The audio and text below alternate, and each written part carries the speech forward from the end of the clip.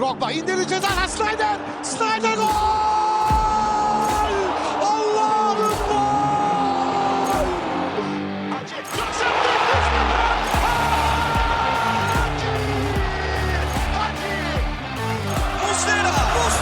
Muslera. Fernando Muslera. Golün adı Muslera. Sarıyoglu. Drogba. This is incredible. Merhaba and welcome to episode 61 of The Lion's Den, a Galatasaray podcast done by the community for the community. From all around the galaxy, Rams Park, and your homes. I'm your host Samet, and we are back with another episode. From New York, America, we got the usual suspects, Emre and Yasin. How are you lads doing? How's America? How's the weather over there? America's alright, same old. Weather is pretty decent, actually. Yasin would agree with me. I don't know if he's this type of weather guy. I actually don't like the summer too much because it's just too hot. I'm pretty pale, so I get burned easily. Not that pale, but still, I don't like sweating, so that's why fall and spring are my type of weather. But Emma, I think the last 2 weeks we've kind of had, I don't want to say chillier, but not as hot nights and mornings, so sometimes I don't need to open the AC, which is always nice. Today was a nice day to go out. I went fishing. I actually just got back. I'm burned now, so I'm feeling pain as I'm on this podcast right now, but it's nice. The weather's good. I can't complain. I'm sorry, Yasin. What's so funny, Samet? I don't know. It's just I ask one question, you go on blabbling about 5 minutes, like so typical. Let him talk. Which is fine. Typical. I love to listen to you. But you said something about you don't like sweating too much, right? Yeah, we love sweating. That's the last thing I remember of you, of our Istanbul trip. What about it? Well, I'm just saying that's the last thing. When I jumped you on the bed and you were like soaked. I was like, how can you sweat so much? It's ridiculous. Was this in the morning when you were leaving? Yeah, didn't you guys go in winter too? Like, how are you sweating in winter, bro? Yeah, I don't know. Ask Yasin. Dude, there was no proper ventilation in the fucking house. It was hot. I had to share a bed with somebody too. Bro, it was hot, man. I don't know what to tell you. Sure. It was hot. It was winter. Don't say it was winter, bro. Like it wasn't winter. It was fucking like late March, April, and wasn't it warm inside? You guys were. I remember you guys going bro, to there was like snow and shit. A snow resort, bro. What the hell? Yeah, I know. Yeah, but that was he's tripping. Bro. I think the sun got to him a bit too much. I know, bro. What's it called? The sun streak or stroke? I don't know the term. No, he struck. No. He started to see stuff. Well, hey Salih, how you doing? We're not alone. We balance things out with another Dutchie. Salih is also here with us. And then Yes. Yeah, you guys managed to make it 2 episodes back to back. Congrats. Okay, yeah, sure. I mean, ne diyeceksin lan? Yeah, we keep track of who is on the podcast and not. Emre, I'm sure you listeners, consistent listeners would know Emre is always Emre was it like 95% of the time in the last Salih, the bookkeeper. Salih's a bookkeeper, yeah. But the point is Samet and Salih are kind of MIA. But, it's impressive that they're here 2 days a week. Come on, please, dude. I had a baby. I went to the game. I celebrated the championship in Turkey. What do you expect? You to be on the podcast. Bring your mic with you. You think there's no one that goes to the games and not having children? Look. Not making last podcasts? time we went to Istanbul, you guys were there as well. I mean, Yasin and Salih. And we had our mics, we had our setup, but we couldn't do shit because our voices were gone. So every time we go to Istanbul for a game, not expect a podcast from me. Excuses. No, I can't. It just shows I'm dedicated. I'm screaming my lungs out. But excuses. Yeah. But Salih, do you have a fact of the week? I like these from you, and it's been a while since I had some. Well, didn't know you liked them. Usually the reaction was a bit different, but I still like them. I mean, a different fact would be that I'm actually going to Turkey in 2 days. So this will be also my last pod for the coming few weeks. Mm-hmm. And I'll be trying to attend 2 games of ours. The Ljubljana game at home and hopefully the Trabzon game too. Nice. But as you know, I've PM'd you quite a few times, but Password League is going to be some pain in the butt. Last time I went, you gave me the advice to use my prepaid number and just keep it. I was like, fuck it, I'll use my Dutch number. Mm-hmm. But yeah, Password doesn't accept my Dutch number for some strange reason. It won't send me the SMS. And now I have to go to Turkey and pull a Yasin, because Yasin, that's what you did, right? In Turkey, you Have went fun, bro. calling Have fun. every day. Have fun. Don't luck. bother, bro. I'll just give you my Puzzle League account and The you'll thing is- just go there. Okay, that's fine. But the Ljubljana game, I'm actually going with a friend. And So? unless he gets a spot right next to me, it'll be... Oh, yeah. Well, a he bit weird. should be able to. I don't know how he's going to get it, but Karaborsa is a thing. So he could get a spot anywhere in the North Stands and you should be together. So that should be fine. Anyway. Yeah. So, yeah, that's basically my fact. I'm Yeah. actually going to Turkey Good. Have for fun, some bro. time. It's fucking Thank you, hot thank you. over there, unlike Holland, which is raining. Yeah, it's really miserable over here. It's like 15 degrees, raining every day. But Istanbul, I just checked. It's the same weather as like Really? New York at this time. I'm Yeah, the it's only like one that 28. likes hot weather, bro. I Jesus don't like Christ. it. Well, I do. I I mean- do. Too hot No. now, man.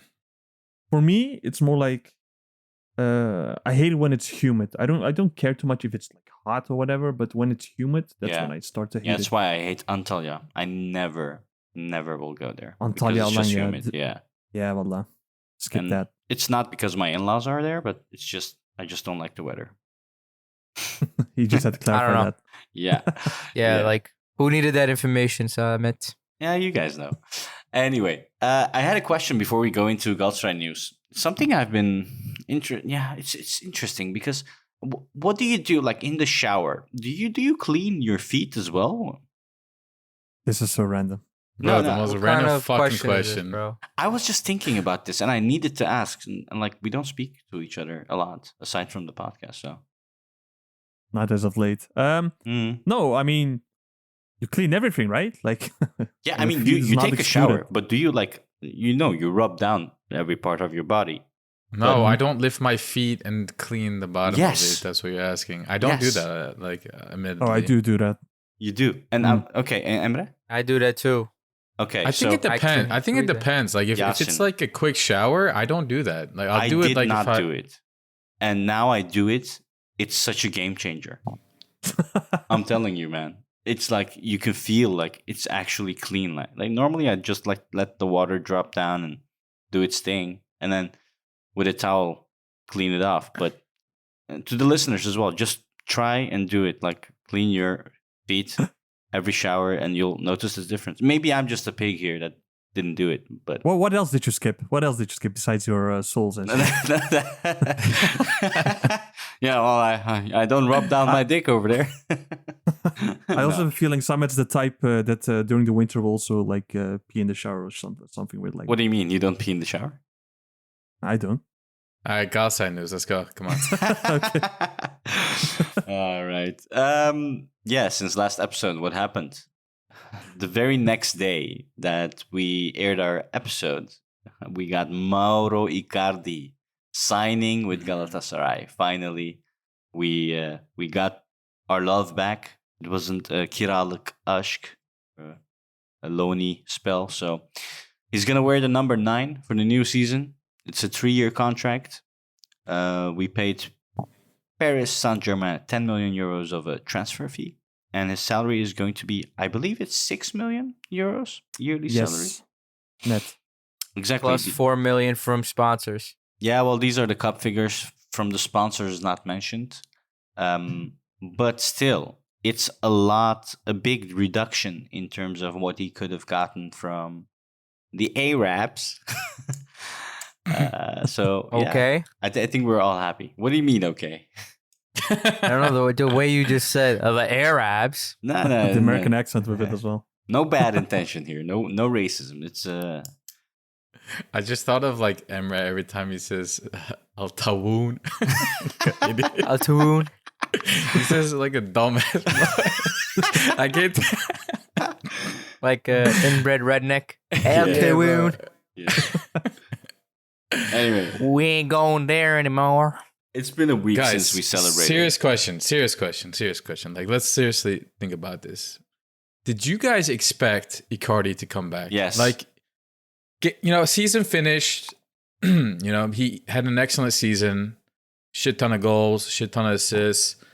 And he was on loan. At the end of the day, he's 30 years old. His bone service, his transfer, his rights are with PSG. So you got to buy from him. And a lot of teams are going to be interested in the guy, right? He had plenty of great seasons in Serie A. No, I don't agree. PSG, maybe not so much. He started off well in PSG. And there was a lot of drama. The main reason why we found the opportunity to bring him to us is because of all the outside drama that was going on in his life, right? We talked about this. Wanda Nara. But it seemed like from the outside that Icardi is happy and doing well again. His goals and his assists show for that. For me, I thought it was going to be extremely hard to bring him back. I already accepted the fact that he was not going to come. I stopped listening to Aşkın Olayım because every time I would listen to that song, I would get upset and sad because it would remind me of Icardi and the fact that he's not going to come. What did you guys think? You guys honestly think he was going to come back? I'm not asking you guys if he wanted to or not wanted to come back. I think everybody was on the same page. He would want to come back, but at the end of the day, money speaks, guys, right? Like, Yeah, I get what you mean. Like, based on the Saudi league getting plays left and right, like paying these crazy wages. That's the one concern I think most of us shared. Like, would some team for Saudi Arabia go out there and what were the wages again that were rumored? Like, bro, like 30, 40 mil. Yeah, That's like an astronomical amount. And at that point, as a football, you can also ask yourself, like, do I choose for generational wealth, even though you already earn like a lot, right? But do you choose for that, or do you go for your passion, I guess, where you're loved and where you're wanted? And in the end, I mean, I think Wanda Nara, of course, had a huge influence on it, but he decided to choose for us, and I still can't believe it till this moment that it I agree. actually went through. You mentioned about him being loved and cared for. Whatever team he was at, he had issues with the fans, whether it was Inter or PSG, right? Even in his own country, he's an outcast practically because of Maradona. And this is like the only country where he actually has a fan base that actually loves him and cares for him and respects him. Not only him, but also cares for Wanda Nara. Wanda is probably the main reason Icardi had all these issues to begin with fans. And seeing that he has somewhere that he can be accepted along with his wife, who he loves most, is probably somewhere that he wants to be regardless of money. And who's to say 2-3 years later he can't go to the Saudi league and still get, a good paycheck, right? Yeah, exactly. No, I had no doubts from the beginning. I think we were on a different YouTube podcast, Turin Giants. It's a Juventus podcast, where I said, indeed, there is no other country, no other club that he will experience the exact same thing. I mean, this experience, what he had last year, it's not only being loved by the fans, it's like the whole country. New generations of kids that are doing the Icardi sign. It's like, it's a once in a lifetime thing. And he came from a problematic situation to a very good situation. And like, it was no way he would give that up. And like Emre said, he can still do whatever he wants with the Arab countries in a year from now. Arab countries. Al-Tawoon. Arab countries. So yeah, no, I can see, and of course Wanda as well with her cosmetics business and stuff. Excellent. Wanda says she's happy in Turkey as well. Exactly. She's gonna release it in Turkey as well. So it's a big market, and Icardi is loved. Her family is loved. She's loved. I mean, there's a lot of edits. Normally, you see only edits of players, Icardi. In this case, you see edits of the children, Isabella. You see edits of Wanda. Francesca. Exactly. And then you have Samet making edits of Wanda the Yenge. Yep. Right, Samet? Yeah, I don't know what you're talking about. Yeah. Well. But yeah, man, it's such a good feeling. It was rumored for a while, right, guys? What Fabrizio was saying. We already what's got happening. the here we go, right? Yeah. It's only a matter of yeah, time. multiple times, yeah. Exactly. And what's makes this so much more valuable and important in context is we brought on Zaha, who is an insane transfer. And like I don't think a lot like obviously we know he's a big name, and I think the impact he's gonna have if he stays healthy, which he should, it's gonna be more than anybody can imagine, just because how skilled he is, how much he carried a Premier League club for all these years, right? We brought him on. Not only did we bring him on, it was probably the biggest transfer chalama, we talked about this last week, of the last 100 years. But everybody's mind is still on Icardi, because at that point, Icardi was still not official. It's like, okay, this is great. I mean, maybe I'm speaking for myself, but I was happy about Zaha, but my mind was still on Icardi. Like, I wanted that to be official. Like, I was waiting for that, because It's like Zaha your is first great. love. You never forget her. Exactly, man. Like I literally, when I told you guys that I accepted him not coming back, it literally felt like a heartbreak for me. I was so sad. I was genuinely really upset. John made a video of Icardi highlights, and he put on that one song. I forgot that song's name now, but it was like a sad song about like a breakup or some shit. Bro, that shit got tears in my eyes, man. I'm just so happy he's back. You see him in training now, guys, right? Like, Yeah. He's always smiling.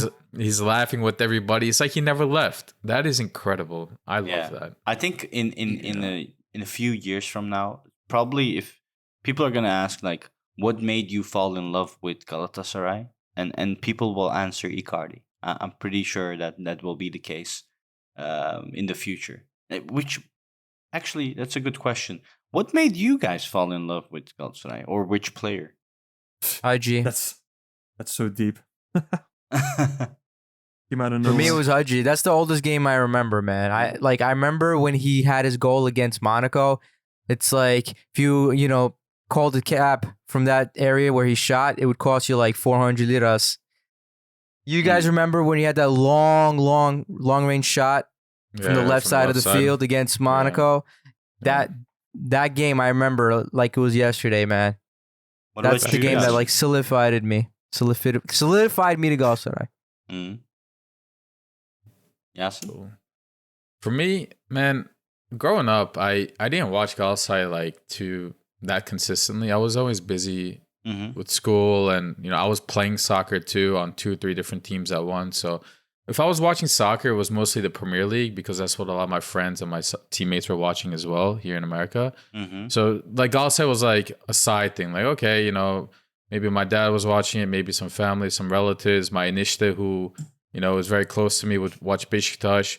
It was cool, but I didn't love it. Like I wasn't like I need to watch his team all the time.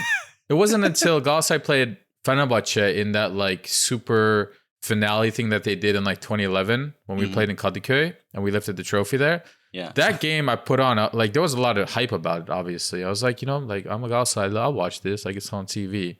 I watched that and I like lived through it as if I was a fanatic, which at the time I wasn't. So I watched that game, and obviously we had all these great players coming in before, during, when Schneider came, and after. So it was just an exciting time. Ünal Aysal changed everything. We just became, a big name in Europe even more than we were before, and it was just a fun time to start. And I've been, I guess, a little bit luckier. I've just seen a lot of success since. So. But I rambled again. What's your player, Lan? What's the player that made you become a fan? It's super short to answer. Is that what he asked me? I guess it was Schneider, man. I guess Thank it was you. Schneider. Jesus Christ, Oh God, yeah, man. Bro, that was hype, though. You know what happens, man? He asked me a question, and I start thinking about all these things, and I just talk out loud. No, That's it's my fine. fault. We love you for that. What about you, Yasin, the super final is lit, but dude, the Denizli championship when Oh, Fenerbahçe yes. bottled it, that was, I remember that too. That was so hype, Yeah. man. I can't imagine. Yeah, that makes sense. I just didn't watch it, so. Salih? I'll keep it short.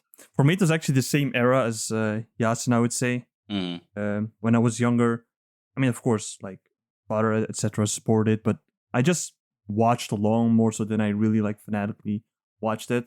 It's, I would say, the more standard answer, as in the 2012-2013 Champions League season, where I would usually watch it, but where we really went on, right? And I don't know, from that moment, I just felt pride. Also against like other Dutchies or others who were like kind of down talking us. I was like, bro, what are you talking about? You know, you support PSV, all these other clubs.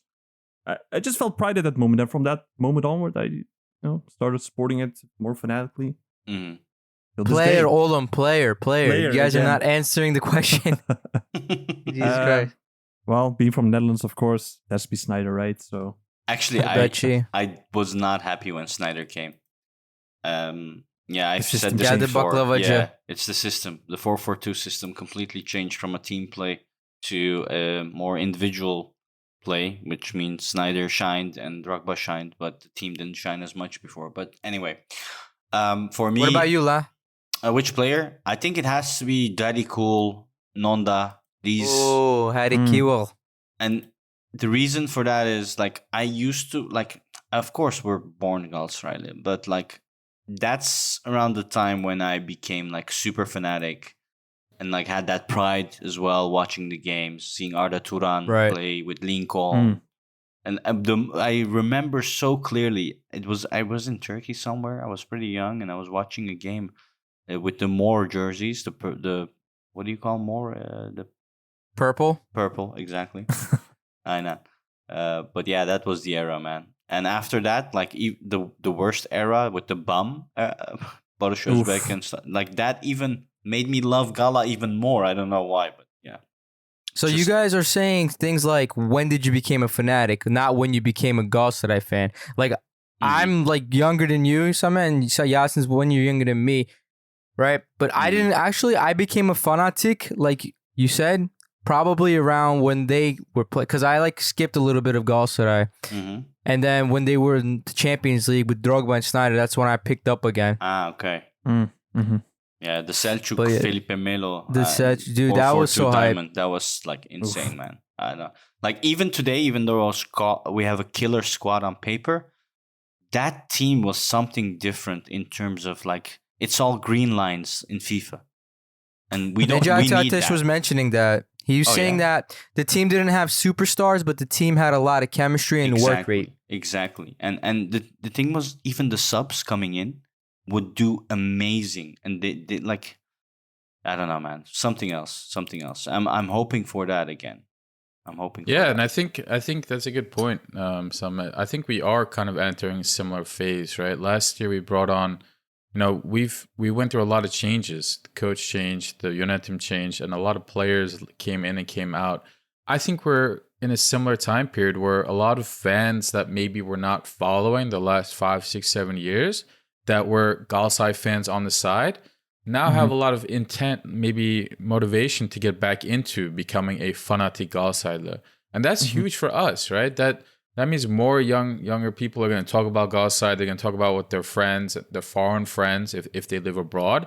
And that means they're going to spend money too, right? Like, Oh, yeah. If you guys were not fanatic fans, you would not be buying jerseys and spending money on YouTube membership and stuff like that. If you were a fan on the side, right? Now we do that because we love Galatasaray. This is great, man. I truly love what Dursun Özbek and Eren Tüm are doing. I think it looks like we're spending a lot of money, but in reality, I think the return of it is kind of paying off as well. Especially if we do well this year, hopefully in Europe. I don't think we'll notice much of that, man. Yeah. I mean, the value of the current squad is 225 million. I think we are the first club to break the 200 million value in the Super League. I mean, so that says something about what's happening as well. And the Turkish league is ranked like 7th with total of 1 billion value. So like 25% almost is just us, our squad, and we are not with 4 teams in the league. So. Yeah, That's crazy. Indeed. So we're gonna see. I mean, that's my biggest worry this season. That chemistry. That's what I miss a lot. Well. Just to quickly touch on that, I mean, not to go on a tangent, but looks like Erdem Timur and Okan Buruk are very intentional about keeping that chemistry and keeping players around from last season. A lot of teams that win the championship, you often see them the next season, they don't do so well because they sell players, Players want to leave. They have a hard time keeping that team intact. Like, at the end of the day, guys, like, it's a Super League, right? It's a Turkish league. It's not a top 10 league currently, and it hasn't been for some time. Players come here, they chase that success, and once they get that taste of that success, they win a championship, they lose motivation. They want to do something else. Unless, you know, you have build a team that can really race in Europe, which is what we're doing. It's hard to keep that team intact. And to your point, Samet, you lose that chemistry. Okan Buruk has made it very clear in his interviews this summer, saying, I don't want to lose my players. I don't want to sell Nelson. I don't want to lose Sacha Boey, even though there might be good offers. And I love that approach. If we can afford it, of course, right? We're spending money on Helinho. We're spending money on Icardi and now Rashica soon. We're going to have to answer to FIFA sooner or later, right? But I'm glad that we're trying to keep that team intact. The chemistry is only going to be better next season, hopefully. Which brings me to another bullshit alga that's being thrown around, that FIFA is going to investigate us. He's going to check us. No, FIFA is not doing jack shit, because we already had our financial fair play for 4 years and they reduced it to 3 because Allah rahmet eylesin, Mustafa Cengiz did a good job in paying back without issues. And now, sure, we are buying a lot, but at the end of the season, we also have to sell, of course. And then if there's issues, they will have a look. They won't check you without any reason. They do have a list of clubs they're checking. I don't know, it's on their website. And I know some of the Turkish clubs are on there as well. And it's not us, boys. So fuck that. Just to provide a little bit of color, I don't know the details of it, but I'm going to share what I've read or people talked about. Apparently, like, we can afford up to like a couple tens of millions of losses over a couple years span, as long as our financials are fine, like, our net income or net loss, like at the end of the day, transfers, wages, sponsors, all that stuff. As long as that is in decent check, and we do have consistent sponsorship money coming in, I think we're fine. It did sound like we're on the board of maybe needing to sell 1 or 2 players, but nothing major. Not like we need to sell Nelson for 20 million. There's rumors of like Yunus Akgün, Micho, guys like that, Morutan, that we might sell for maybe 10, 15 might be enough. But maybe we can talk about that in more detail if the rumors actually do pick up. Because to your point, Samet, it does seem like Olga. It seems like fans. Seems like fans are just confused how the fuck we're spending all this money. I mean, so their response is we're doing something wrong. Yeah, it's all toxic. It's all spread over multiple years as well. So that also like helps a lot, because they look at this year, and if you do 10 years, 10 million euro over 4 years, that's 2.5 million just for Icardi, for example. So that's what helps a lot with that. And I just want to touch on Yunus Akgün. You said, for example, Yunus Akgün, again, there's rumors about us selling him, but there's no way we are going to do that. It's, again, bullshit news that I see on Twitter, because if you think logically, UEFA list that we have to register our players, we have to put 4 homegrown players as per UEFA rules. And Yunus Akgün is one. Emin Bayram is another. I think Berk Balaban, a goalkeeper that we have, and another one. So we cannot sell him. Yunus is going to stay, boys. That's not true. Why? Just get another youth player from the under 16 or 17. Just put him there. What difference does it make? That's actually true. Okay. or like don't loan out Batuhan Ahmet Şen, Yeah, you true. can also just keep him. I know it already that's okay. happened. There's another good goalie that's coming up too. I forget his name now, but Juncut? You talking about him? Yeah, Juncut. Exactly. Juncut Yilmaz, Juncut is the one that people are saying might be good, but yeah, gotta see it for ourselves before we say anything, right? Yeah. That is true. Who else is not listed in the UEFA? I think it was Kerem Demirbay. Morutsan, I think. Morutsan. The rumors are he's going to be loaned out. That they told him as well. Again. Yeah, Palermo. Either loaned or sold, but yeah, hopefully it's a team like Palermo. Wait, Emre, is Palermo in the first division or the second? I feel like they're Serie B, honestly. But yeah, I don't remember. Palermo and Konyaspor, I think, wanted him. Let's quickly talk about that, right? Like, we have these players that we're not interested in. Fine, these are not the players that Erden Tumur and Okan Buruk brought on. So I can't really give them crap for it. It's players from the prior Yönetim and coaching staff. Okay, fine. Now we have to eventually offload these players, right? We spent money on them, 4 to 5 to maybe 7, 8 mil for players like Çikaldao, right? What do you do with them? Like if Okan Buruk is not envisioning a squad with these players in it, what do you do? Last year we loaned Çikaldao to, I believe, the Saudi League or the Qatar League. I forgot which one it is. Last year we loaned Morutan to Serie B, right? And it looks like he did pretty good there. He came back, he looked good, he played a lot of minutes, but his clause was not mandatory. It was only mandatory if they got promoted to the Serie A, which did not happen. So you lost some potential money there. Now there's a lot of teams that are apparently interested in Morutan on loan in the Super League. We just loaned Çikaldao to Konyaspor, who maybe you can make a point is good for him, and maybe we might be able to see what he's really worth in the Super League. But at the end of the day, let's say he does have a good season at Konyaspor. Is the Serie A going to come knocking like, oh, damn, your player just played great for Konyaspor for a mid-table team. Let me go spend 6-7 million on him. Is that going to happen? Probably not. Like, we really need to be careful about where we send our players on loan, especially if we have the intent to sell them afterwards. Especially if they can score against us. At least people want Çikaldao. Who wants Yusuf, right? That's this Yönetim's transfer. No one's asking for him. So Yusuf this Demir? Yönetim still, yes, Yusuf Demir. Yok, Yusuf Kaya, bro. I don't know. Who's there any other Yusuf guy in this team? That's a good point. I would love to see Yusuf be loaned to like maybe the Dutch league. I forget. Somebody made a really good point where the Dutch league is known to be a league where teams attack a lot. Your maybe average players still have a lot of goals and assists in that league because I don't know. You Dutchies tell me you guys don't play defense. Apparently, like the way that other leagues play defense. Maybe It's you very put less technical, importance on it. attacking, less physical than usual. And it's also a good place to showcase your players because apparently the Dutch are good at selling because every player they sell is 40, 50, 60 million euros, which I'm still astonished. I mean, I'm astonished in general about Galatasaray loaning players like Çikaldao for free, giving away Taylan, giving away Emre Kılınç.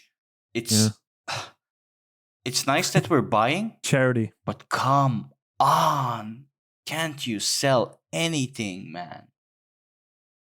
Why? I think- We're not the only team that gives away players. You think Beşiktaş sells all their players? No, they give away players for free. You guys only have this mentality because you're looking through these lenses that Fenerbahçe created. But let's be real now. They're selling their trash players like Diego Rossi for profit, basically. And people are saying he has a market in MLS. Okay, bro. Market It's true. in MLS. People are saying It's true though. Yeah. That's what It's true. people are saying. That what market, bro? You have a market if you play well. Whoever said that he plays well? Everyone knows he's terrible. Ask Yasin. Yeah, but if you No, know but- football, I would wouldn't even take him for free, let alone give $5.5 million for him.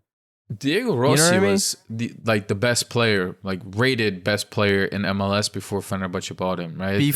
That's before, bro. Okay, and since then he joined the Uruguay national team. That's a decision made Wow, you by seem a to know a national lot about organization. Fenerbahçe I players. was about to say. Okay, all right. Yeah, Çikaldao's I on the follow the Romanian league. national team. Yeah, but does he play as much? What's his market before he came to Galatasaray, right? Çikaldao had pretty high. was a little bit of interest, but the thing is, like, okay, if we make a similar argument, okay, we say, okay, Çikaldao had a market where his league, he was pretty good in his league prior to Galatasaray, but before we bought him, it was like Çikaldao was a player who was good, and a lot of people were like, oh, well, they're iffy about him because he's a little bit older now, and they're surprised he hasn't left the league yet. And if you want to sell Çikaldao back to that league, nobody's going to pay you that amount. The MLS actually, surprisingly, I don't know how, Emre, but they buy and sell players for... Yeah, I just kicked out Yasin. I don't want to listen to that guy supporting Fenerbahçe or defending Fenerbahçe. So he can come back when that's done, yeah? He's probably still brabbling on in the other room. Oh my god. Why? Okay, welcome back, Yasin. Jesus Christ, bro. Why are you kicking me out? Well, I can listen to you defending Fenerbahce. we record on Audacity. Maybe he rambled on, and you'll still hear it. Right? I did ramble on. I heard a noise, Samet. I'm like, what is this noise? Like, did I lose connection? But I kept talking anyways, just in case if I was still here. But I was mad confused. All right, I'm done. It doesn't matter. Yeah. Emre's point is we should not set expectations that we're going to be selling players like Fenerbahce. True. I agree with that. It creates unnecessary stress and pressure on our UNET team to sell players for amounts that maybe they're not worth. And I think we have to look at Fenerbahce and what they're doing with the players that they bring in selling and just take note of it. I'm not saying we should copy their strategy. Their strategy clearly is not working for the last 10 years and the last 5 years under Ali Koç from a success point. But I think we can take note and say, look, they bring in players like Atilla Sezali, like, whoever else for cheap, for Name lower. more Fenerbahce players, please. All right, I'm done. Nah, and in any way, like, what do we care about finances? As long as we have the success and we can watch good football. Banane. That's true. And look, we do have value too, right? We have Sashiboe, we have Nelson. Oh, for sure. But it's just up on the coming. And the players that we bring in recently, they're not all like 30 plus. Angelino might have value still, like similar to what he's not even ours yet. Yeah, that's true. He's alone. But yeah, that might be mandatory, but I don't think we know for sure, right? Yeah. Well, we got still a long time for the window to close. 15th of September is like over a month. We still have time, which is a new thing for us because look at how many transfers we've already done and so new into the transfer season. So we might at the end, just usually we do, the last few days of the transfer window, take some of those Fırsat transfers as well. So it'll be interesting to see. I'm sure Erden Timur has a few in his pocket that he's just waiting for, like Fred Paredes that he has contacts with, right? And I wouldn't consider Fred. I wouldn't consider Fred a Fırsat transfer. Would you, Samet? Like he's a Fırsat transfer to me is Icardi level. Yeah, like sure. What I mean by that is because these players that I'm saying, Fred Paredes and stuff like that, they're all waiting as well. Is what I understand from the news. It's like, okay, Gala has done an offer, and they're like not saying yes, they're not saying no, they're just waiting to see what else is out there. And I think Erden is like, fuck this shit. You don't want us, we don't want you. We want players that want to play at Galatasaray. And I think that also counts a lot to the team atmosphere. And you see how players come here, like Angelino. Who would have thought? He literally said, I want to play at Galatasaray. And these are the players we're bringing in. And it, of course, helps with Zaha, Icardi, and everything that's happening at the club. Also helps the players that are there to say, you know what? I like what's happening right now. Zaha's coming in. He's a funny guy. I want to be friends with Zaha. I don't need to go. The grass isn't always greener somewhere else. So that's a bit the atmosphere we're building, right? And I also think that the players in question are actually waiting not only for better offers, but to see if we're going to be in the Champions League or not. Because I think that is one big factor for a lot of players. Absolutely. So we might see more players wanting to join us if we guarantee our Champions League spot. Let's just keep that in mind. Yeah. Prime example. Look at Kamada. We wanted him, right? He's a attacking midfield number 10. He ended up going to Lazio. Bro, why you gotta do this to me? So there were rumors, obviously, that he already wanted to go to a top 5 league, which how can you blame him? He's 26 years old. He did pretty good in Bundesliga, I believe. Playing in a top 5 league is attractive. And the team that he ended up going to, Lazio, is already guaranteed Champions League group stages. So if he sees an opportunity, why not take it? I think the Fırsat transfers will come, Samet. The Turkish league, as many faults as it has, one of the nice things, I guess, if you want to say, is our transfer window goes beyond Europe's transfer window. So the Premier League transfer window will close and they won't be able to bring anybody, but they'll be able to release people on loans, right? Yeah. And if there's not a lot of leagues like the Turkish league that will still be open those extra 5 to 10 days or whatever it is, that's when we can be like, listen, we're in the Champions League, hopefully, and we have this position open that your player is not going to have minutes at your team, but he'll play consistently for us. Give him to us for a season. There's no option to buy him, whatever. Just loan him to us a couple mil or for free, and we'll play him. That's it. That's a first transfer. So I do look forward to that. But guys, like, we have a lot of games coming up before that. So I hope we're ready soon. Yeah. Speaking of transfers, the last one. I think after Mauro Icardi, we also announced Kerem Demirbay Iron Man announcement, which is pretty cringe, which is on my level of jokes, by the way, how they announced it. He's going to be here for 3 years, 3.7 million euro transfer fee with a 1 million euro salary. I don't know anything about the guy, honestly. I know he's been playing with German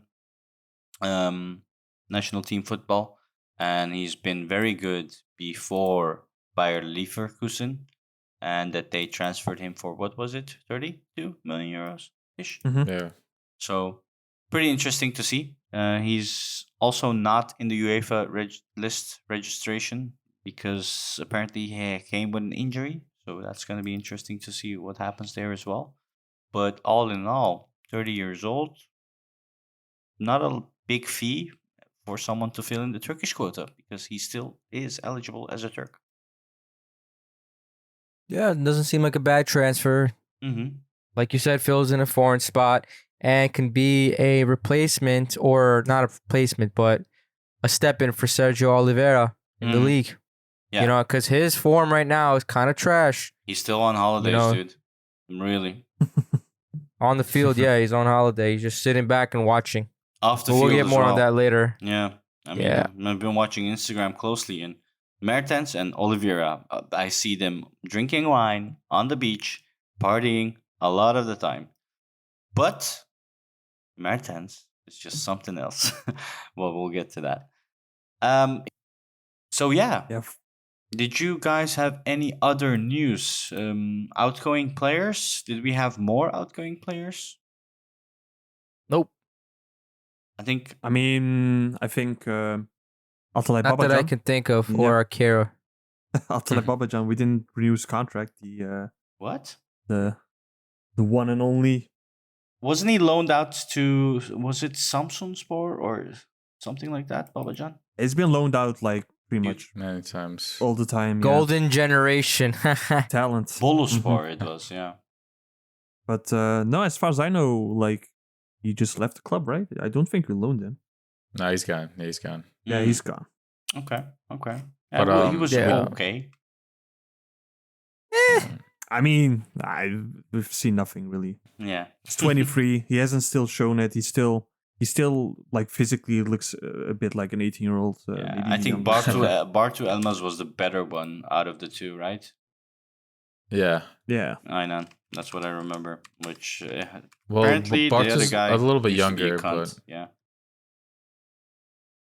But speaking of youth and potential, we did extend Eden Aydin for a couple more years, I believe. John Mhm. Erdogan as well. Yeah.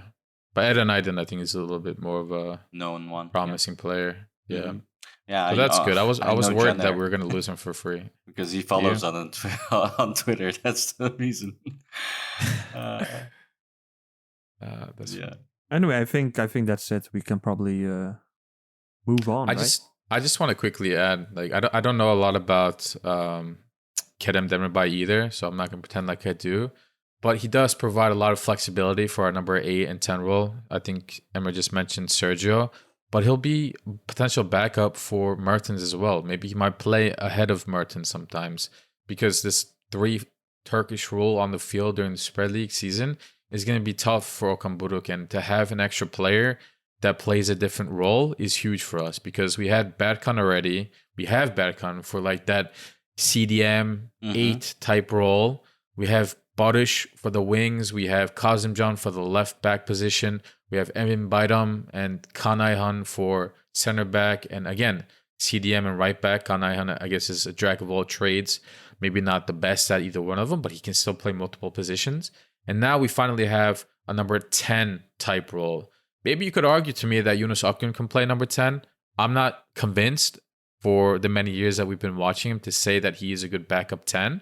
But it looks like Kerem can finally be that backup 10 for us. So TBD. I hope it works out. He's on super low wages, so I think it's hard to go wrong here. So we'll see. If anyone wants a more detailed analysis, I'm going to put in a small plug here for my man, Orhan Uluca. He does a good analysis on him on YouTube if anyone's interested. Just a quick shout out. Yeah, I can attest to that as well. Really good analyst. I recommend it if you guys understand Turkish. All right. So with that said, shall we go to the game like we always do? Yeah.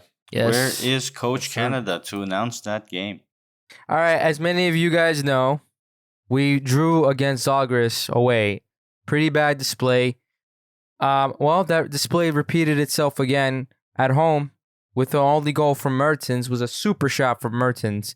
And that's how we finished the game, 1-0. And yeah, we're through, and our next game is going to be against Ljubljana. As you guys, some of you might know, is the former team for Albert Riera, who made them champions, right?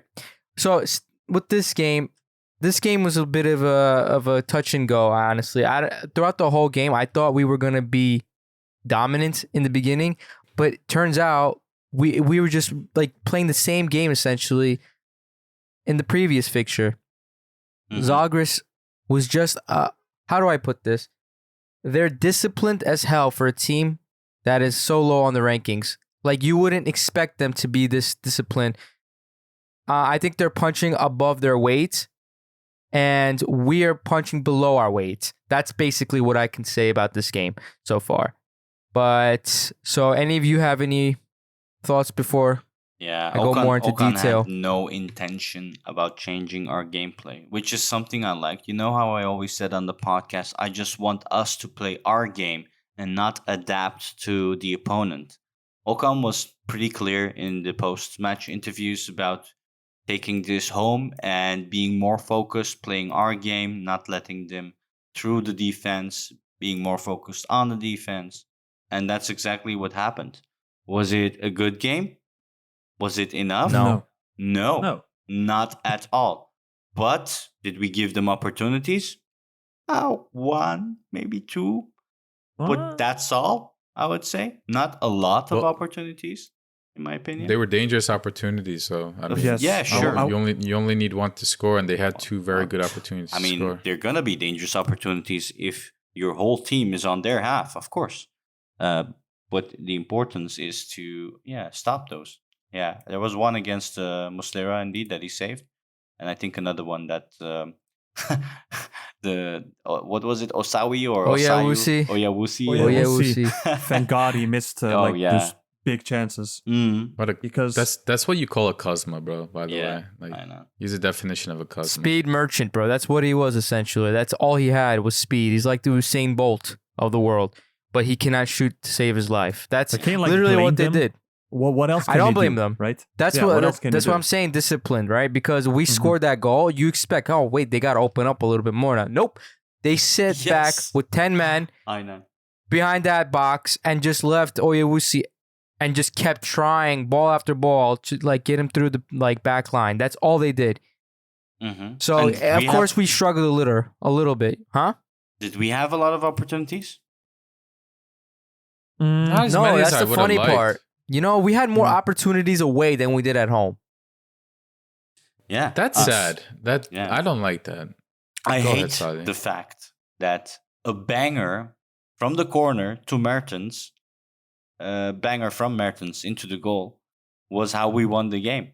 That, like I always said, I want like build up, proper play and then a goal. And this was just again like it was an amazing goal. I mean, I'm not gonna lie, it was a killer goal. That was Class. amazing. But like you say, it is worrying, right? Like we basically won this tie against a very, well, on paper at least, beatable team based on, well, this game at least, on just personal class, right? For Mertens, he just showed what of a world player he is, because that's an immaculate kick, the way that went into the goal. Yes, it is a very ugly win, just like you said before. But that's one good thing about European competition in general. It's like a two-leg game pretty much all the time. There's not, like, if this was a long-term thing, I would be more worried, but because it's very game by game, I'm still happy we won. And yeah, but like you guys said, it was a very ugly one. I really wasn't that happy. A lot of players that, besides our defense, I would say, I wasn't too content with players like Sergio, Berkan, Halil, who, to be fair, came in for Zaniolo, by the way, who wasn't on the bench. Apparently he was injured. Yeah, apparently we still have suspicions that, he might be transferred to some club. They say like Juventus, for example, want to pay like 30 mil for him. But it's, I'm happy we're through, but yeah, it really didn't look good. It was just frustrating, let me say it that way. For amount of possession that we had, we created like next to nothing. That's really worrying. Because what if we don't have the ball, right? What if we are on the back foot? Which, like, let's be real, if you do face a team like, I don't know, the usual teams like a Real or whatever in the group, what do we then do, right? Of course, Baric and players of Zaniolo, as we saw against Fener, are better against teams who like actually have the ball and play higher up, but still, it was not a pretty match to watch at. Salih, let me ask you, how do you expect to open up players or teams that sit behind the ball with 10 men with Halil Dervişoğlu, Barış Alper, Berkan Kutlu, and an out of form Oliveira who doesn't run? When all you have is Mertens and Kerem, and even Kerem just messes up all the time. He's trying his best, but he's messing up. His pass accuracy is not the best. He has good passes, but not the best passes, right? This team on paper is not complete. We don't have our complete team, right? When we had our complete team, we played against Hull City, and we saw how we demolished them in the first 30 minutes. That's the only time I remember we had a decent midfield. But we haven't had that midfield at all till like now. We don't have a midfield. We're really missing Torreira. And remember, guys, this is the Champions League. This is not the lowest, this is not the Conference League. This is where you come when you're champions, right? So you're going to get the best of each country. Regardless on paper or not, if they're better or not, they're going to be a threat no matter what. And we have to accept that. And we can't always, underestimate every opponent. That's just my 2 cents on the matter. No, and it's true on the plays that you said. We do miss quite some first 11 players. And up front, we are, like you said, we're kind of toothless because we rely on Halil, who's not a striker, Barış, who's not really a killer or a striker.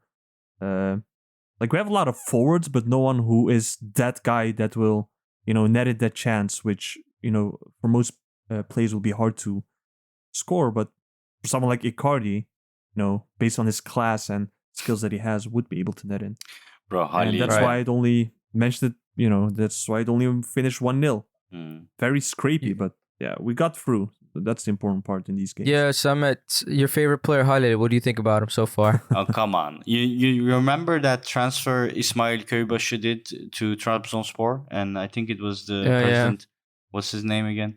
He basically said when signing him, you're only here because of the Turkish quota. That's how it feels for Halil, man.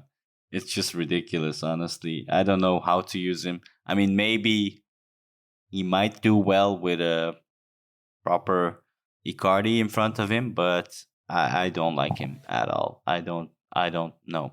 I'm sorry. Oh God. And then this game, what really showed as well is Berkan's quality, man. Oh my God. Every time he touched the ball this game, it was like, dude, do you even remember how to play football? Because that was just ridiculous. Both Halil and Berkan. Timberlands, I think. Yeah, exactly. That's how it looked like. So choppy. And I'm not hating on the players because, they're professionals. They put in the work, but I know. But still, dude, come on, man. It just Halil shows came back exactly as he left, bro. That's funny. Yeah. zero progress. Yeah. At least he's cheap. That's only one I thing. know. He's cheap and he's Turkish. But besides that, yeah. Exactly. And he's young for now. By Turkish don't know, standards, I should say. I'm actually starting to understand Samet a bit more on Halil as well. I mean, he has technique, but he just doesn't strike me as a player who gives his all. You get what I mean? He looks kind of... I honestly like Kaan Ayhan, Berkan, and Halil, all the same player. If you ask me, what do they do good exactly? It's a terrible take, by the way. What do you mean? How do you compare Berkan to? Well, I was Halil about to say and- Berkan's Yeah, fine. well, I'm Bit gonna different, I'm but- gonna tell you what. I'm gonna tell you. Because they just don't have grouping them as yes. Turks who are not very good, and Exactly. say that, but then to call like you just complained about Halil not being Work rate. being like a lazy player. Berkan is the complete opposite of that. Berkan actually tries. Berkan was never a player that anybody said is a very good player. Yeah, that's the thing. They're not good in anything specific. All Okay, three you of them. you don't have to always have a player that's very good at one thing, or you don't always have to have a team full of players that are all going to go into the lineup and have a significant impact right away. Like, it doesn't work like that. You know, Berkan is a bench player. He accepts that role. That's his role in the team. Kaan Ayhan, same thing. We brought Kaan Ayhan last season when we I had hate him the most Nelson out and of all. Abdulkarim. I don't know why you hate any of these players to begin No, with. I don't hate him. I dislike him the most. Let's put it that way. And that's mainly Why? because he's Because he taking takes minutes Yeah, from that's so Emin Bayram. silly though. Don't hate Kaan Ayhan for that. I'm If not you're gonna hating. hate anybody, I'm not hating. hate on or give shit to Okan Hoca if you really want to, because Okan Hoca is the one that decides that. I will. Nobody I will is call saying- him right now. Do that. don't like Kaan Ayhan didn't come here and said, I'm gonna play over Emin Bayram. No, I'm he gonna take came his here place. as a backup. If Emin Bayram can't play over Kaan Ayhan, that's on Emin Bayram, not Kaan Ayhan. And if you don't think that's the case, that means Okan Hoca is not making the right decisions. That's a different story altogether. Halil Davishoglu is not a striker. We talked about this 100 times. He played striker that game, and it's out of necessity in a way if you think about it, just to quickly defend it. I think he played a terrible game. I don't think he's anywhere near ready. I think he really needs to change his mindset. I agree with all of that. But Halil is not a player that you can play up top as striker. Yeah. And there's no Icardi, no Bakambu. He was on the bench, Exactly. but right? He isn't fit. Bakambu wasn't ready. He's not fit. Icardi just joined. In fact, I think Barish might even get more minutes as striker than Halil this season. I wouldn't be surprised. Of course, it depends on who we play. I think Halil was still a better choice over Barish at striker in the second game. Barish killed it on the right side in the second leg. Him and Sacha had a great connection. But for some reason, Okan Hoca put him as striker in the second half and put Yunus in the field, which I kind of understand, but that's besides the point. Let's see what happens. Halil definitely, I agree with you guys. So Halil definitely has to pick it up. If he wants a future, he's still young. If he doesn't change his mindset and how he plays on the field, and he doesn't pick it up, he's gonna have a hard time. He might be an Antalya Sport player for the rest of his career in a couple of years. So Halil looks like that one coworker in your office that just does the bare minimum all the time, every time, and just does not want to exceed anything. That's the goofy guy in the office.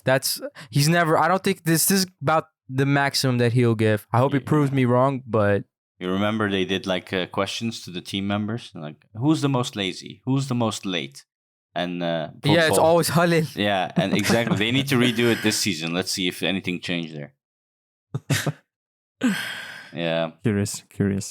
let's. Do you guys agree with the whole notion of Okan Buruk not being able to, play this team to its strengths and he won't make it in Champions League? I think there's a lot of criticism is important, of course, but I think there's a lot of heavy criticism that's unwarranted, But that's especially in media.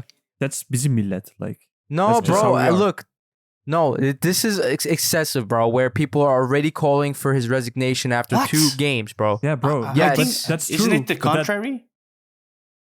Huh? Samet, why no. are you surprised, bro? Are you honestly surprised? Because first leg we tied, we were almost losing. Second leg, We barely won if it was not for Mertens' beautiful strike. Yeah, which it was bad. We can go on and make excuses or provide good reason why that's the case. But on paper, when you see that, it is people's natural reaction to point fingers. Turkish people love pointing fingers and criticizing. I get that. And I think we do that. So as why well. are you surprised? Because my feeling is that it's the contrary, and I think that's also not good, because all I'm hearing is, "Oh, we are amazing. Our team is amazing. We're gonna kill it this season." And I don't feel that way at all, because, like I said, I'm a man of chemistry, and I don't see that chemistry yet. No, but Emre is talking about Okan Buruk specifically, the coach, not the team. I mean, I said it last season. I say it this season as well. It's like I still have to see it. And what I mean by that is last season was such a different season for us. Every 2 weeks a game. Everyone is on holidays. And like it was such an easy... Earthquake. 5 weeks. Yeah, exactly. And easy? That's actually what makes it hard for us. Or maybe harder for us. But like bro, what are you talking about? Bro. Or Lale Orta Sezono, bro. Mertens, yeah, okay, yeah, the ref fucked us, yeah. But Mertens, like, immediately after that game, he went out to party and drink. I mean, I don't know. Maybe Okan's gonna be too soft, and that's what's gonna be our doom this season. His softness. That's what I'm worried about. I don't know if I want to say softness, but I do agree it's gonna be a big challenge for Okan Hoca this season, because the team is just so much better. It's going to be so much better. It's on track to be so much better. And when you have a lot of players that are good quality, they all want to play. And when they all want to play, you're going to have a hard time making an 11. Last season, Okan Buruk himself has said this many times after the season finished. Amazing. Get out of here. Okan Hoca said, my job was easier because we were winning. When you play the players that won the game consistently, the ones on the bench can't complain because the team is winning. The atmosphere is good. He said if we started losing games, my job would have been very difficult because players might cause issues about the minutes that they're playing. There is a very clear challenge ahead of him. And I think we have to keep that in mind when we do criticize him this season, especially in the beginning, because he has to figure out his starting 11 all over again. Even if the team didn't change much, you made additions and the rule didn't change. It's still 8+3. You added a 8 million euro player in Angelino to your left back. That takes away the Kazımcan and Sam role that we had as a Turkish Yelder player last season. So now he has to cut somebody else. That might be one of our sub-captains, Kerem. That might be Muslera, who is our captain. How is Muslera going to react to that? How is Kerem going to react? There's going to be like 60 games, give or take, bro. I think the rotation will be just fine. I don't think we need to worry about that at all. For sure. I think players will play. They will, but like everybody's going to want to play all the time. I think in Europe, it's going to be easier because there is no rule. The best player will play all the time. But in the Super League, it is going to be tough. We're going to lose points here and there, and good luck to him. And we have to continue to support him. My main point, Yasin, like you're saying, is we need to support him because, look, this guy came in and broke every single record there was in Galatasaray's history, basically, last season, okay? And we're coming out and already criticizing the guy for basically winning the tie. Okay, it wasn't the best of ties. But look, listen, not all teams have a great start out in their season. Some teams start out worse than others, and some, not so much, but they end up being worse later in the season. Galatasaray always have been good later in the season versus early on in the season. It doesn't seem like we had a good training camp, and a lot of players did come back late. But again, look, this guy is going to learn from his mistakes. He's always done that. He comes out after press conferences. He always criticizes himself. He says, I need to improve here. We need to improve here, etc., etc. The only thing that really does piss me off from Okan Buruk is his first exercise and his subs. That's really the only things that he hasn't really improved on yet. But I think in due time, he will improve. And if he sees a problem in his team, I think he knows how to mitigate that. But look, this guy is no like random coach. He has 2 European Cups, more than most of the players, like than other players on our team. Like how many do they have, right? So he has authority. He knows what he's doing and what he's saying. So I think people should be a little bit more conscious of what they say because they're just creating unnecessary drama and stress for the team. That's all I'm saying. Yeah. And just to add to that, I think it's really crucial that Icardi is back, Kerem is here still, and Muslera is here. Those are our 3 captains next season. And all of them were here last season when we experienced the championship. And correct me if I'm wrong, but it looks like they all have immense respect for Okan Hoca. And they should, right? Yeah. First of all, he's the one that appointed 2 of them captain. Muslera has been captain before Okan Hoca, but Okan specifically made the decision to make Kerem captain. That itself earns respect from the player you are giving the captaincy to. Icardi walks around after the pitch with Okan Buruk on his shoulders. He respects him. So when your 3 captains respect the coach, they will demand respect from the entire team to the coach as well. So that's a good thing. That's from the outside, Emre, I agree with you. It might look like shaky at times, but I think we have to know at the end of the day that our captains respect the coach, and that's the most important thing. That's new, by the way, right? Icardi being the 3rd captain. That's that's a rumor, and that is new indeed. And you said they respect Okan. Did Gomis respect Okan Buruk? Yes. I don't know. I mean, there was an issue. Look, there was an issue, right? And even when he went away, he didn't really thank him specifically. Okan is not scared to be, upfront with people. He put Gomis on blast. He put Nelson on blast, okay? And the team could have turned against Okan Buruk, but they didn't, right? And Gomis, correct me if I'm wrong, he did say he was at fault later on. And he did say it was wrong, and then he apologized, and then he went back to training, and then did what he had to do. At the end of the day. Indeed. Go ahead. No, I just want to say that whole event thing went by really quickly, actually. It was like within... Yeah. That was amazing, by the way. Great handling, for sure. Yeah, like the rumor came out, and we publicly addressed it immediately. Like, we didn't give the fucking media the opportunity to shit on our club and make all this drama. No, like I was so happy. Like, dude, I'm trying to make a point of how amazing that was. Yeah, just a recap for anyone listening. Gomis was rumored. Well, he basically said, "I'm not gonna play in this game as a striker because he put me out for Barish. I think I don't remember which game it was. Yeah, Barish by Mbappe Yilmaz. And that's why he basically did that, and we needed him. And Okan said why that happened, and he put him on the spot, and then they made up afterwards. So that was nice. Hey, we don't have a lot of time left, and we do have 2 questions that we need to answer. But before we go over that, I have an interesting point that I wanted to raise as well. I want to see what you think about this. Before you do that, may I also ask what you just shared in the chat? I was just scrolling through some nice pictures. Nothing else. Yeah, pretty beautiful.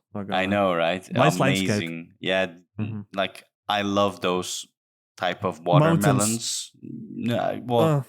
Juicy stuff. And cake. You like the cake too, right? Oh yes, I love food. Yeah. But yeah, no, when Yasin goes on for a long time, I just phased out somewhere else.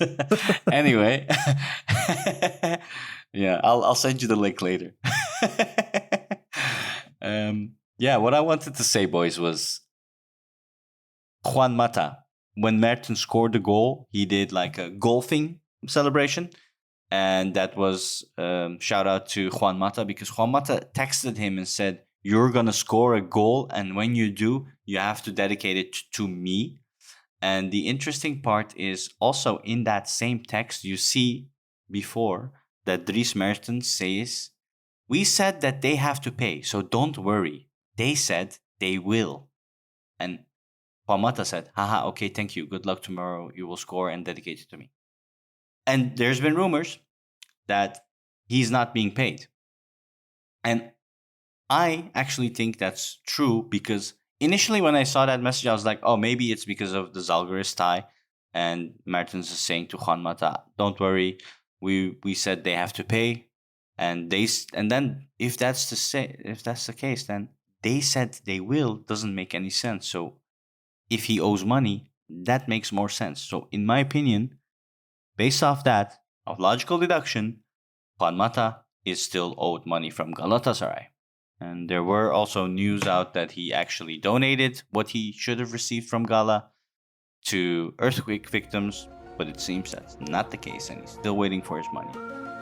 What do you think? Okay, let's make rumors based on 2 texts.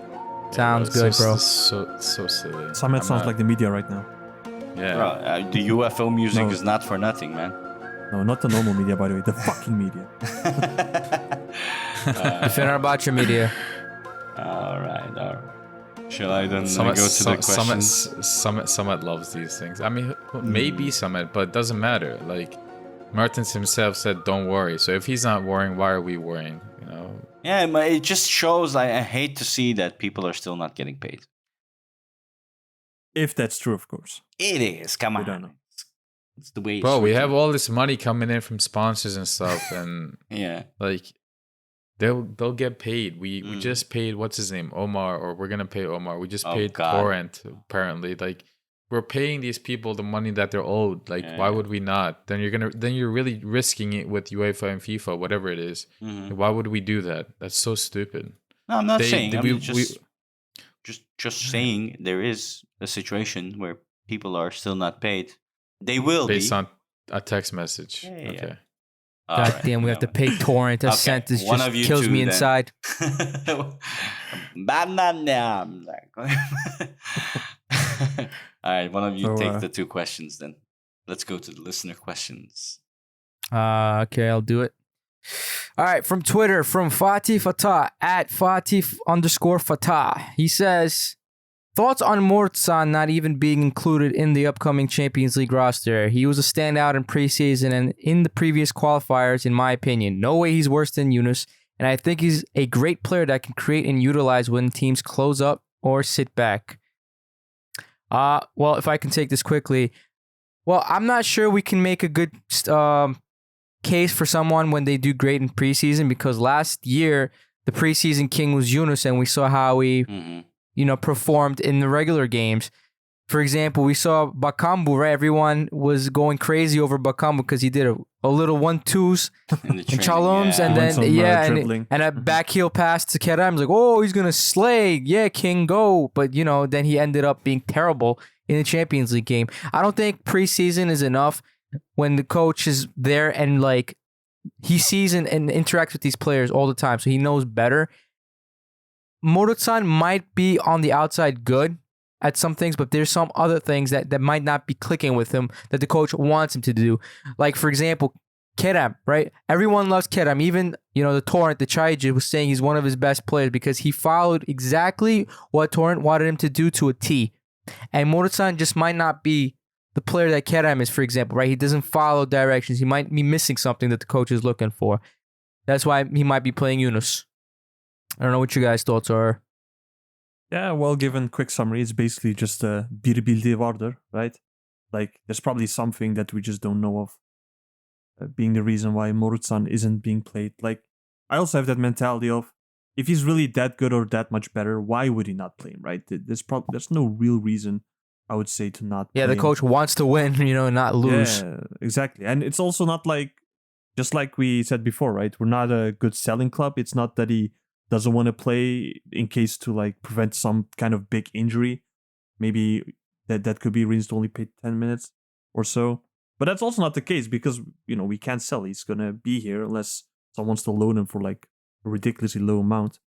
So, yeah, that's just something that we don't know of, and I'll trust on that. Personal outcome. I see a different approach to it, actually. I think it's just as simple as he's a foreign player, and there's a lot of other foreign players in the team that play or will be playing similar roles, and he's just not going to get minutes. And I think there's a lot of rumors that there's offers on the table for him. When you in August, there's not a lot of time left in the transfer window for outside leagues. You have to make it known sooner than later that a player is not part of your plans. If we wait for a couple more legs of UEFA, a couple more friendlies, 1 or 2 games in the Super League to make a decision on Morutan, it might be too late then. Then maybe your only option to let go of him will be a desperate Super League team who's going to be like, well, guess what, motherfucker? I'm not paying for shit because you're desperate now. And then I'm going to take Morutan for free for a season. And then what? Then you're screwed. If the rumors are true that there's offers on the table for Morutan, and you tell Morutan and his agent now, hey, we like you, but we don't have plans for you, figure it out. That's the best approach. And I like Morutan. I agree with Fatih a lot. He looked good in preseason, and I think he would have been good for us. Yeah. I think he would have been great for us this season, but there's plans to bring Rashica. We have Mertens. We brought Kerem. We brought all these other players. And when you have a player like Morutan, who's a yabancı, even if he might deserve it sometimes to play, he's not going to be able to because of the foreigner rule. Mm-hmm. Morutan is that quality level where you can be like, oh, you know what? I'd rather play maybe a less quality Kerem Demirbay over Morutan because he's a Turkish player. So when you're in that area, that gray area of quality that Morutan is, it's just going to make Okan Hoca's job way more difficult during the season. And I see him easily being like, look, Erden, Dursun Özbek, I think we should let go of him. It's going to be tough for me to play him this season. And while he still has value after a pretty good season in Serie B, let's try and offload him completely. I get it. I really do. And I think it's a good decision. As much as I liked him, I think it's the right decision to make. Yeah. Samet, if you have anything else to add to that, we'll go to the next question. Yeah, sure. Nothing to add? Yeah, sure. Okay. A or B?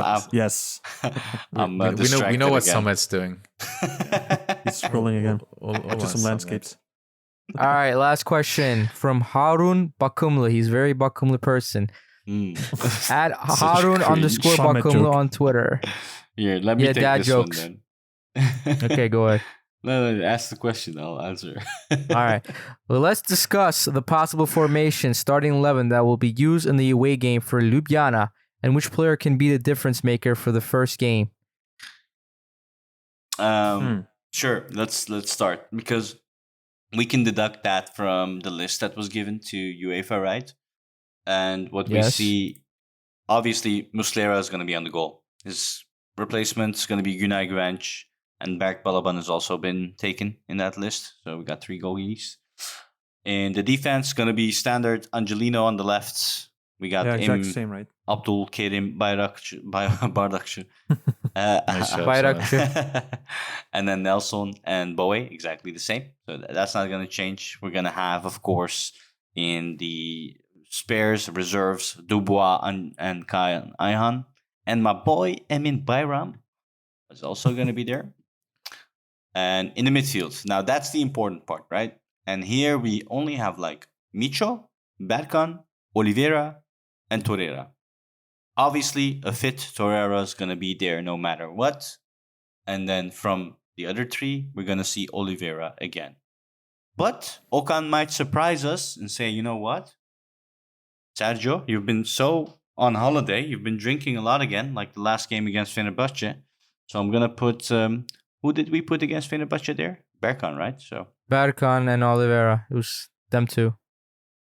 No, Oliveira was Berkan and not Torreira, there. I think. Yeah, Berkan and Torreira. So we might see that again. I'm sorry, yes. Against in the first game, Ljubljana. it was Berkan and Oliveira. I know. Yeah, but that was a different tactic. So that answers that. And of course, that's the biggest change. What we're going to have is in the attack. Because there we have a long list. Kerem Aktürkoğlu, Mauro Icardi, Dries Mertens, Yunus Akgün, Wilfried Zaha, Nicolo Zaniolo, Halil Dervişoğlu, Barış Alper Yılmaz, and Cedric Bakambu.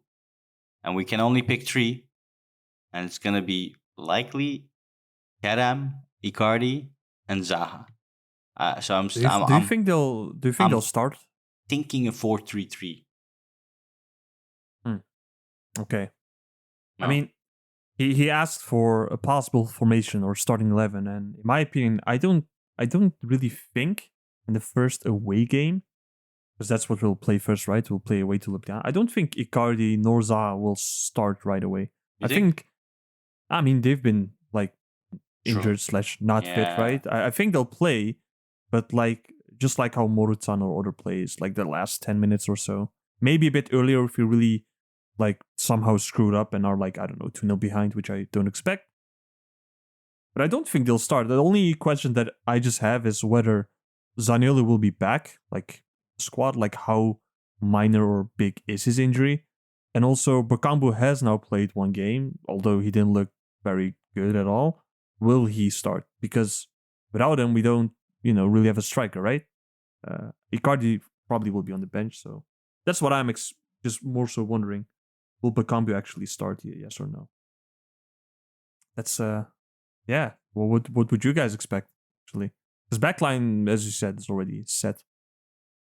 I mean, you guys Nothing pretty special. much laid it out for me perfectly. So, again, as long as Torreira's back in his team, I think everything, any like lineup would probably do well. Because again, Ljubljana's below our standards, and we should be able to comfortably beat them. But Ooh. it's seen that this Sounds like Okan right now. midfield.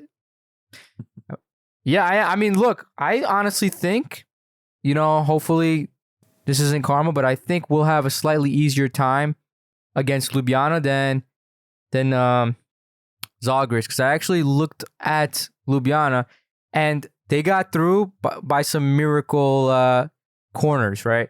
I think Ludogorets actually played better than them They're in a both better team games. by far. Yeah, and they missed a ton of chances. I'm talking a ton of chances. They were offside a couple of times. So I'm not too concerned as long as the team like takes the game serious. That's all that matters for me as far as lineup goes. I hope that was a wake-up call with Zalgiris, so let's see. You need those type of games. Or like for every team, you need them. So you can I just hope like unfortunately how our rivals did, right? That we just seal the game in just the first game, right? That we just win like 2-3-0, and that the home game will be just way more relaxed. That's what By I the rather way- want, because drawing away at Zalgiris was just very unfortunate, and I think we all had to clench our butts at the home game, even though we had possession. We weren't really doing I was too much of it. nervous.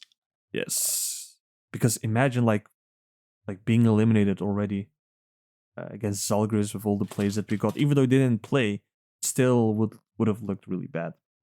I forgot to say this, but I don't know if you guys saw in the news, there was massive floods. In Ljubljana. Where Ljubljana, yo. So we might be playing on worse than Tarla pitches right now. And I think their Seriously? pitch is synthetic as well. No, No, it's grass. No, real is it grass. actual Yeah. grass? Okay. Yeah. Thank God. So I've yeah, actually been Slovenia there. got It's a really nice town, like cute little town. And I stayed at not the right hotel now. that Fatih Terim stayed. I don't know if you remember a few years back when I sent a picture of a board with Fatih Terim's signature. Probably not. No, I don't remember. But yeah, no, they got massive flood. So I don't know how their infrastructure is going to be. That game might get relocated to another stadium. Well, we'll see. We'll see. Well, I think that wraps it up for this episode. Unless you have final words to say, lads. Nope. Nah, All we right. covered everything. No. Then I'd like to thank you as a listener. You're amazing. You're the best. You're a goat for listening all the way through this. And if you haven't already, you can follow us on Twitter at TheLionsDenGS or follow us on Instagram at TheLionsDenGS or support us on our Patreon. So with that Oh my said, god. peace. Yeah, bring that money. Nah, we don't really care, honestly. So yeah. Cheers. Bye bye.